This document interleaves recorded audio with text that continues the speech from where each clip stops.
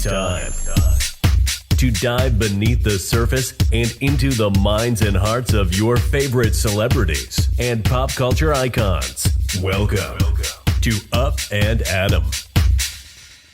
Hey guys, what's up? You're watching Up and Adam. My name's Adam Newell. And for those of you who don't know me, I'm the guy bringing you guys all the weekly interviews and recaps from your favorite celebrities and pop culture influencers. Today's no different. Today we're back to talk about the Real Housewives of Beverly Hills because the cast, they were participating in this Housewives after show and they're giving us their very real reactions. This is what we've been waiting for because we see all of the edited out stuff. Actually, we don't see it. We just know that it's edited out, but we don't get the real reactions. I feel like we don't because everyone's so afraid to react on camera next to Erika Girardi. That's at least how a lot of the fans feel. But as for the Housewife after show, they're talking a little bit more about exactly what's going on. Guys, before we jump into it, you know how this works. If you haven't already, go ahead, smash that like button, subscribe to my channel, and hit that notification bell because, well, you don't want to miss anything we have coming up. And with that, let's jump right in.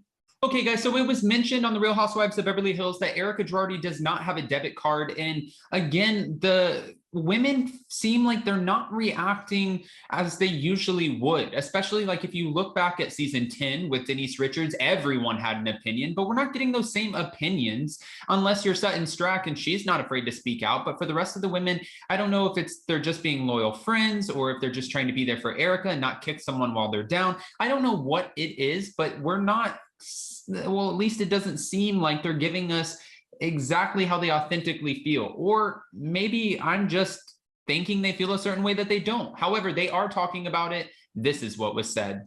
Garcelle admitted after learning that Erika Girardi does not have a debit card, she was like, what the, like, where do you get your money? How do you pay for valet? She was completely blown away at the fact that this woman has no card, no way of paying for anything. And if she wanted to pay for something, she would just simply ask her husband at the time, well, still her husband, Tom Girardi, for cash. And that's how she would get by. But you didn't have a debit card? I feel like I've had a debit card since I was like 15. Okay, wait, there's more. Of course, we know that Kathy Hilton also said that she doesn't have a debit card, but Kyle Richards was surprised because Erika Girardi has had a whole career of her own. This whole persona, Erika Jane, putting out her little bops, making sure that they make money, getting these little disco hit awards, whatever the case is, she's been making her own money, even though it seems like, and this is all speculation, but it seems like Tom Girardi funded her whole career. You would think that there was some sort of paycheck that she would get out of it. Even the Real Housewives of Beverly Hills, she's getting a salary. So how do you not have your own money? And for Kathy Hilton, okay, that's totally different. You're a Hilton. I feel like you can walk in to anywhere from the Beverly Hills Hotel to Trader Joe's and be like, just put it on my tab. It's under Kathy Hilton. Like, that's just different. Kathy Hilton, I wouldn't expect her. Actually, I would expect her to have a debit card, but I'm not as surprised that she doesn't, if that makes sense. Kyle also commented on this and she said, when I look at Erika, she had her own separate career. So I would never have imagined that she doesn't have, or that she hands over whatever and then she pauses and she said, I think it just really shows how little control Erika had when it came to her marriage. She was kind of like the little wife at home. Ouch. Kyle also added that, I don't mean that in a demeaning way, but we see her as this empowered woman who gets on stage and she's strong. She has this presence. And then, we see her do her thing, but it's just the complete opposite of what they thought about Erika. They had no idea that, one, Tom Girardi was engaging in these infidelities. Two, Erika had really no control over her finances. Three, that Erika was handing over everything. And four, there was no debit card. Hold on, it keeps going. Sutton Strack, who's been very vocal when it comes to everything that's going on with Erika, or at least we're about to see even more of her kind of coming out and telling us exactly what she thinks. We know in the teaser for the upcoming episodes that Sutton's going to let the women know that she feels like in this moment in time, maybe it's best for her to step away from Erika because she doesn't want all of this negative publicity and press to hinder anything that she has going on. I mean, that's the only reason you would step away from a situation like this. And for Sutton, she's, again, being very vocal. The women look at her like, you're crazy for saying that on camera. But for Sutton, she's not holding back. And I think that is a great way to come in because technically, even though we saw her as a friend of last season, this is still sort of her freshman season as a diamond holder. So she is coming in hot. She is making sure she will continue to hold that diamond, and she is saying whatever the hell she wants. So for Sutton, I think I'm here for it. But this is what Sutton said. When I was married, I had my own checking account. It was mine. It was in my name. I'm sorry. In your life, you've never had an ATM card? I don't understand that. Of course, the women also shared their reaction to the fact that, Erika explained that Tom Girardi continues to call her, and she had to call her lawyer to call his lawyer to call him to be like, please stop calling me, because when she walked away, she said she walked away. She didn't want to have any more communication with him. And now I'm sure as we're watching the show and she's seeing all these headlines come out about all of the trouble that he could potentially be in, because again, at the moment, she didn't know that the Ruy Gomez family was going to come forward. She didn't know that the housewife and the hustler was going to come out. I don't think she knew exactly how bad it was going to get or how big of a scandal it was going to become. When she shared this, the women had reactions. They commented on the fact that Tom Girardi still calls her. And Kathy Hilton, well, surprisingly, this is what she said. I thought maybe that he still really loves her and he misses her. Oh, Kathy, we love you.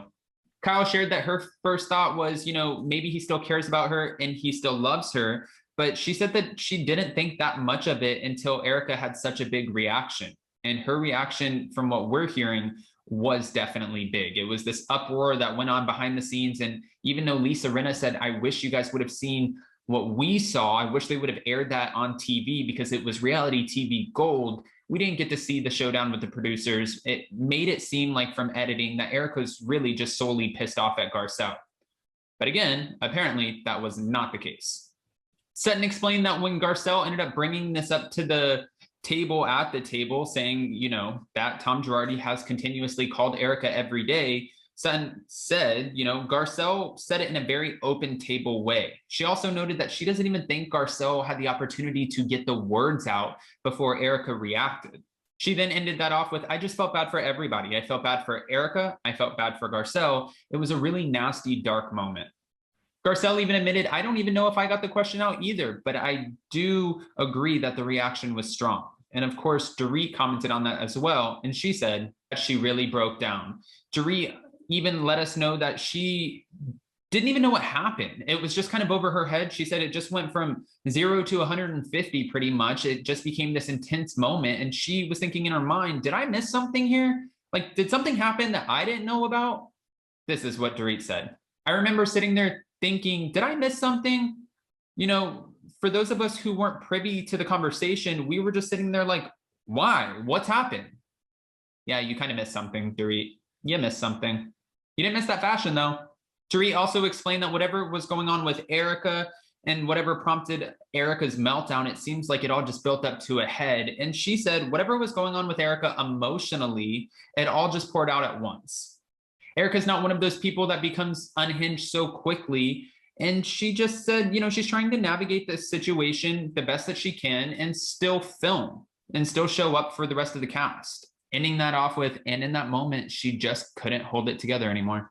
Of course, guys, we know that the Real Housewives of Beverly Hills will be coming back tomorrow night, Wednesday. Season 11 will be back, and we will hear exactly what Sutton thinks about the whole Erika Girardi situation, how she wants to distance herself, and what the women's reactions are going to be. We'll also find out if Erika ends up leaving the desert, because she did hint at the fact that she might go, depending on what headlines come out, and if things became too much. Now, knowing what we didn't know, that there was an argument behind the scenes with production, I'm guessing that she probably went home, but you can't really predict things like this.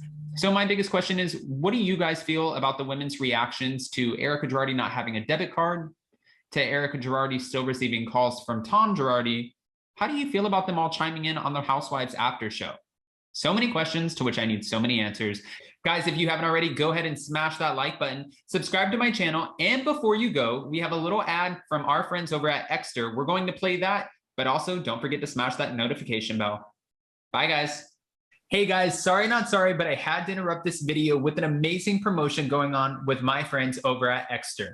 So if you're not familiar with Extra, they have amazing accessories, but also they sent me over 2 great wallets. And I know what you're thinking. It's just a wallet, right? How great can it be? Well, let me tell you. Not only did they send me over their Senate card holder wallet that has this great money clip on it, but they also sent me over this Parliament wallet as well. Now, they're both genuine leather, and the Parliament wallet actually opens, but wait, it gets better. Both wallets have a little trigger on the side. So instead of this fun wallet that I had before, that would always be a hassle to kind of get my cards out, I was fumbling, I was getting frustrated. And yes, I know I get frustrated over little things, but not anymore. Because Extra has this amazing little trigger on the side. So I just click a button and then boom, my cards are at my disposal. I can just pull them out. It's so easy and then just click them back in.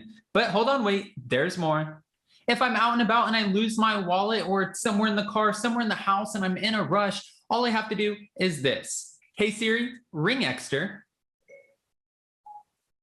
Okay, done. See, it's that easy. And then as soon as you find it, all you have to do is go to your Chipolo app, click stop ringing, and it stops. But not only can you find your wallet with this Chipolo app, you can also go right back into your wallet, open it up, pull out the tracker. And this is what's great about the tracker. 2 hours of solar charging, just stick it out in the sun, you get 3 months of charge. And also, if I lose my phone, you double click on the button right here. And now I know where my phone is. This just gets better and better. And now it's off. So you're probably thinking, with the button that pushes out my cards, with it being genuine leather, with it being sexy, sleek, the fact that I can find my phone and my wallet, and it's voice activated, what am I going to do with my other wallet, right? Well, since I have these two great new products, this wallet can hit the road.